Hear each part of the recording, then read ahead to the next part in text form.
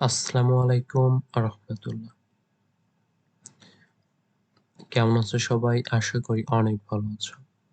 আজকের ভিডিওটি তাদের জন্য যারা এএসএসসি 2024 যাদের আপকামিং এক্সাম, তো তাদের জন্য একদম শেষ মুহূর্তের প্রস্তুতি হিসাবে লেকচার 1 থেকে লেকচার 9 পর্যন্ত আমাদের ইংলিশ সেকেন্ড পেপারের একদম পুরো গ্রামারের কোর্স, ফুল কোর্স।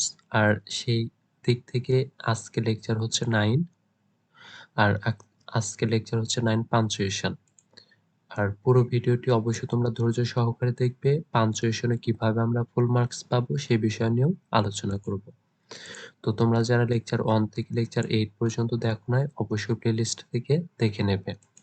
তো আমরা শুরু করছি শেষ মুহূর্তের প্রস্তুতি ইংলিশ সেকেন্ড পেপারে লেকচার 9 পাঞ্চুয়েশন। তো পাঞ্চুয়েশন এখানে আমরা মোস্ট ইম্পর্টেন্ট 10টা রুল দিয়েছি, আর তার সাথে হচ্ছে আমরা বোর্ড কোশ্চেন প্র্যাকটিস করব। তো বিগত বছরের প্রশ্ন বিশ্লেষণ করে যেগুলোর ব্যবহার হয় শুধুমাত্র সেইগুলোর ব্যবহারেই দেয়া হলো। আর রুল নাম্বার 1, রুল নাম্বার 1 হচ্ছে ইউজ অফ ফুল স্টপ। আমরা প্রথমে দেখব ফুল স্টপের ব্যবহার। সম্পূর্ণ বিরতি বোঝাবার জন্য অ্যাসার্টিভ, ইম্পারেটিভ এবং অপটেটিভের শেষে ফুল স্টপ বসে। যেমন the boy goes to school, এটা হচ্ছে একটি অ্যাসার্টিভ সেন্টেন্স, ফুল স্টপ বসবে। ওপেন দ্য ডোর, এটা হচ্ছে একটি ইম্পারেটিভ সেন্টেন্স, অবশ্যই ফুল স্টপ বসবে। মে ইউ লিভ লং, এটা হচ্ছে একটি optative sentence, full stop. Rule number 2, use of comma. Comma comma কোথায় বসে? সেন্টেন্সে একই পার্টস অফ স্পিচ একাধিক আসলে প্রত্যেকটার পরে কমা বসে এবং শেষের দুটি অ্যান্ড দ্বারা যুক্ত হয়। মানে সেন্টেন্সে একই পার্টস অফ স্পিচ একাধিক আসলে প্রত্যেকটির পরে কমা বসার শেষের দুটি অ্যান্ড দ্বারা যুক্ত হয়। যেমন আসাদ, হারুন, আজাদ অ্যান্ড আমজাদ আর ইন দ্য সেম স্কুল। যেমন আমরা এখানে 4টি নাউন এসেছে, আমরা শেষের দুটি নাউনের পরে কমা দিয়েছি এবং এই দুটি নাউনকে আমরা অ্যান্ড দ্বারা যুক্ত করেছি। আর একটা হচ্ছে ডিরেক্ট স্পিচে রিপোর্টিং ভার্বের পর কমা বসে। ডিরেক্ট স্পিচে রিপোর্টিং ভার্বের পরে কমা বসে। যেমন he said, comma I shall go, তারপর হচ্ছে ফুল স্টপ। যেমন এটা হচ্ছে রিপোর্টিং ভার্ব আর এটা হচ্ছে রিপোর্টেড স্পিচ। আর আমরা জানি রিপোর্টিং ভার্বের পরেই কমা বসে, যে রিপোর্টিং ভার্বের পরে কমা বসেছে। আর একটা হচ্ছে অ্যাডভার্ব ক্লজ, কোনো সেন্টেন্সের প্রথমে থাকলে কমা বসে। অ্যাডভার্ব ক্লজ কোনো সেন্টেন্সের প্রথমে থাকলে কমা বসে। যেমন if he comes I shall go. দেখো এখানে আর শর্টকাট হচ্ছে ইফ ধারা যদি কোনো সেন্টেন্স শুরু হয় তাহলে অবশ্যই সাবজেক্ট এবং ভার্বের পরে অবশ্যই একটি কমা বসবে আর একটি সেন্টেন্সের শুরু হওয়ার আগে। যেমন এটি হচ্ছে একটি সেন্টেন্স, এখানে এটি একটি ক্লজ এবং এই কমার আগে একটি ক্লজ, তাহলে এই কমা ধারা এখানে ইফ ধারা যে কর্নেশন বোঝায় আর এই কমা ধারার দুটি সেন্টেন্স যুক্ত হয়েছে। তাহলে ইফ এর পর অবশ্যই কমা থাকবে, তারপর একটি ক্লজ শেষ হওয়া মাত্রই কমা বসবে।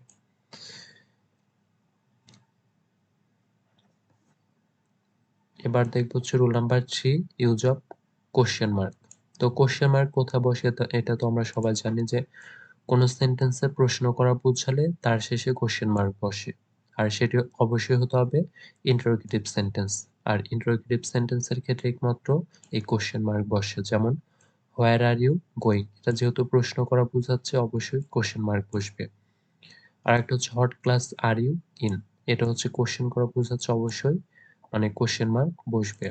রুল নাম্বার 4 হচ্ছে use of inverted comma. Inverted comma অবশ্যই বসে ন্যারেশনের ক্ষেত্রে, রিপোর্টেড স্পিচে। ন্যারেশনের ক্ষেত্রে রিপোর্টেড স্পিচে, রিপোর্টেড স্পিচের আগে এবং পরে ইনভার্টেড কমা বসে।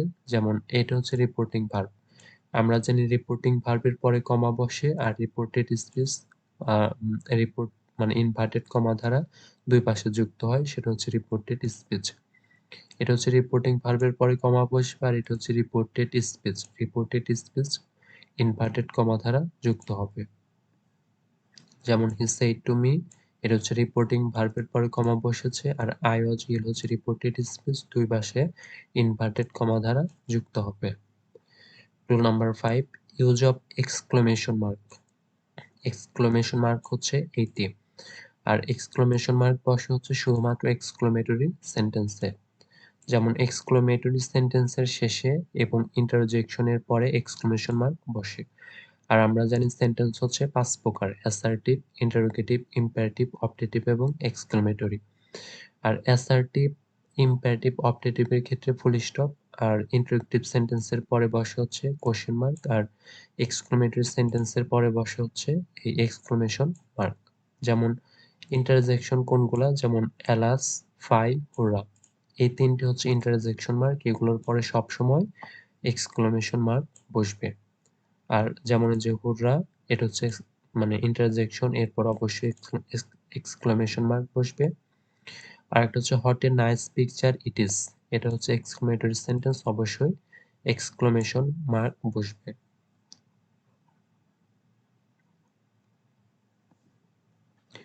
Rule number 6, use of apostrophe. Apostrophe এর ব্যবহার, যেমন কোনো শব্দের অক্ষর বাদ দিলে সে স্থানে অ্যাপোস্ট্রফি বসে। যেমন শর্টকাট হচ্ছে হট ইজ, যখন হট ইজকে যে হর্স বলা হচ্ছে তখন এই যে অ্যাপোস্ট্রফি বসবে, মানে একটা অক্ষর বাদ বাদ যে এই অ্যাপোস্ট্রফি বসেছে। আর একটা হচ্ছে of the clock, of the ক্লককে এই যে অফ ক্লক এইভাবে লেখা হয়, এখানে অ্যাপোস্ট্রফি বসেছে। ডু নট কে ডোন্ট বলা হয়, I have K I have বলা হয়। যখন যখন এরকম কোনো একটি অক্ষর বাদ যাবে তখন আমরা এই অ্যাপোস্ট্রফি ব্যবহার করব। এখানে এ যে বাদ যে এখানে অ্যাপোস্ট্রফি হয়েছে, এখানে অফ দা বাদ যে এখানে ও এর পরে অ্যাপোস্ট্রফি এসেছে, তো এরকম যখন থাকবে তখন আমরা অ্যাপোস্ট্রফি ব্যবহার করব। যেমন হোয়াটস দ্য ম্যাটার, এখানে অ্যাপোস্ট্রফি হবে, কারণ এখানে আসলে এটার শর্টকাট হচ্ছে হোয়াট ইজ দ্য ম্যাটার, এটারই শর্টকাট ফর্ম হচ্ছে 80। আর it is 8 of now clock, এটার শর্টকাট ফর্ম হচ্ছে ইট ইজ 8.0 ক্লক, এটা তো আমরা সবাই জানি। আর বি নাম্বার হচ্ছে অধিকার অর্থে পজিটিভ কেজে অ্যাপোস্ট্রফি বসে। অধিকার অর্থে মানে পজিটিভ কেজে অ্যাপোস্ট্রফি বসে, যেমন দিস ইজ রহিমস বুক, এটাই হচ্ছে রহিমের বই। যখন কোনো নাউনকে অধিকার অর্থে ব্যবহার করা হয় তখন ওই নাউনের পর অবশ্যই অ্যাপোস্ট্রফি বসে, আর ওই নাউনের পর অবশ্যই একটি নাউন থাকবে। যেমন এটা হচ্ছে একটি প্রপার নাউন, প্রপার নাউনের পর অবশ্যই একটি নাউন থাকবে। আরেকটা হচ্ছে দিস ইজ মেহেদিস হাউস, এটা হচ্ছে মেহেদির বাড়ি, তাহলে এখানে যেহেতু অধিকার বুঝেছে তাহলে অবশ্যই অ্যাপোস্ট্রফি বসবে। রুল নাম্বার 7, প্রত্যেক সেন্টেন্সের প্রথম ওয়ার্ডটি ক্যাপিটাল লেটার দিয়ে শুরু হয়। এটা তো জানি যে এই যে দা, এটা একটি সেন্টেন্স, এই সেন্টেন্সের প্রথম অক্ষর হচ্ছে টি, অবশ্যই ক্যাপিটাল লেটার দিয়ে শুরু হবে, এটাও সেরকম।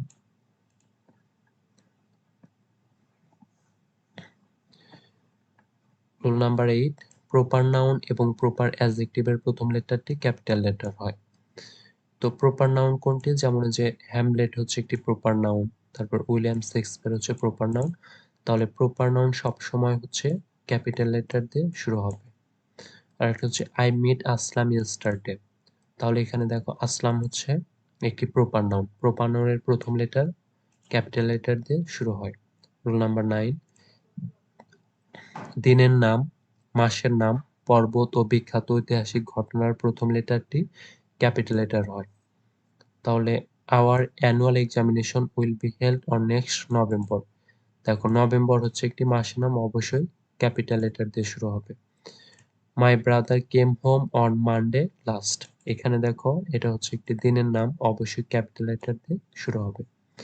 রুল নাম্বার 10, প্রোনাউন আই, আমি অর্থে সবসময় ক্যাপিটাল লেটার হয়। প্রোনাউন আই যেখানে দিবে অবশ্যই সবসময় ক্যাপিটাল লেটার হবে, যেমন এই যে একটি প্রোনাউন আই অবশ্যই সবসময় ক্যাপিটাল লেটার হয়। প্রোনাউন আই যেখানে বাক্যে যেখানে বসুক না কেন সবসময় ক্যাপিটাল লেটার হবে, শুধুমাত্র প্রথমটি মানে ওয়ার্ডের এটি যখন একা অর্থে বসবে সবসময় সেটি মানে ক্যাপিটাল লেটার হবে। এবার আমরা দেখলাম হচ্ছে মোস্ট ইম্পর্টেন্ট রুল, মানে 10টা রুল। এবার আমরা দেখবো হচ্ছে বোর্ড কোশ্চেন। তো আমরা বোর্ড কোশ্চেন প্র্যাকটিস করবো, এটা হচ্ছে বোর্ড কোশ্চেন 2019, আর এটা হচ্ছে ঢাকা বোর্ড কোশ্চেন। এটা আমরা দেখবো হচ্ছে একটি ঢাকা বোর্ড কোশ্চেন, যেমন স্টুডেন্ট, স্টুডেন্ট বলতেছে excuse me sir, I want to discuss with you some grammatical problems. Teacher বলতেছে what class are you in? Student বলতেছে sir I am in class inter. I am a newly admitted student here. Teacher বলতেছে okay, tell me your problems. Student I want to understand the difference between a phrase and a clause. Teacher বলতেছে don't worry, I will help you understand the difference. তো এটার answer হচ্ছে এরকম। দেখো যেটা যেটা পরিবর্তন করা হয়েছে সেখানে অবশ্যই মার্ক করা রয়েছে। যেমন এক্সকিউজ মি, আমরা জানি এক্সকিউজ মি এর পর অবশ্যই কমা বসে। স্যার এর পর অবশ্যই কমা বসবে, স্যার এর পর অবশ্যই কমা, তারপরে I want to discuss with you some grammatical problems. আর what class are you in, এটা যেহেতু হোয়াট দ্বারা শুরু হয়েছে তাহলে অবশ্যই এটা হচ্ছে ইন্টারোগেটিভ সেন্টেন্স, আমরা ইন্টারোগেটিভ বা কোশ্চেন মার্ক দিয়েছি। আর এই যে স্যার এর পরে সবসময় কমা, এবং এটা যেহেতু শর্ট ফর্ম মানে এও একটা লেটার নেই এখানে, এটা যেহেতু আই অ্যাম এর শর্ট ফর্ম তাহলে এটা হচ্ছে অ্যাপোস্ট্রফি বসবে। আর ইন ক্লাস ইন্টার, এখানে অবশ্যই এটা হচ্ছে সেন্টেন্স শেষ হয়ে গেছে। দেখো এখানে আরেকটি সেন্টেন্স আই দ্বারা শুরু হয়েছে, তাহলে এখানে অবশ্যই ফুল স্টপ বসবে। আর আমরা জানি ওকে এর পরে কমা বসে, আর এই পুরো সেন্টেন্সটির পরে full stop. I want to understand the difference between a phrase and a clause, এটা ঠিক আছে। আর একটা হচ্ছে ডোন্ট ওয়ারি, দেখো ডু নট এর শর্ট ফর্ম হচ্ছে ডোন্ট, এই কারণে অ্যাপোস্ট্রফি বসেছে। আর এই যে আই উইল এর শর্ট ফর্ম হচ্ছে আই উইল, তাহলে এখানে ডাব্লিউ আর আই এর পরিবর্তে এখানে একটি অ্যাপোস্ট্রফি বসেছে। তাহলে এখানে সবচাইতে তোমাদের গুরুত্বপূর্ণ কোনটি? একটা হচ্ছে কমা, কোশ্চেন মার্ক, ফুল স্টপ এবং হচ্ছে অ্যাপোস্ট্রফি, এই চারটি কিন্তু অনেক গুরুত্বপূর্ণ। এই চারটি থেকে প্রতিটা বছর এসে থাকে। তো আজকের ভিডিওটি হচ্ছে এই পর্যন্তই। আর আজকের ভিডিওটির মাধ্যমে তোমাদের শেষ হয়ে গেল ইংলিশ সেকেন্ড পেপারের গ্রামারের ফুল কোর্স। তো তোমরা সবাই ভালো থাকবে। আসসালামু আলাইকুম রাহমাতুল্লাহ।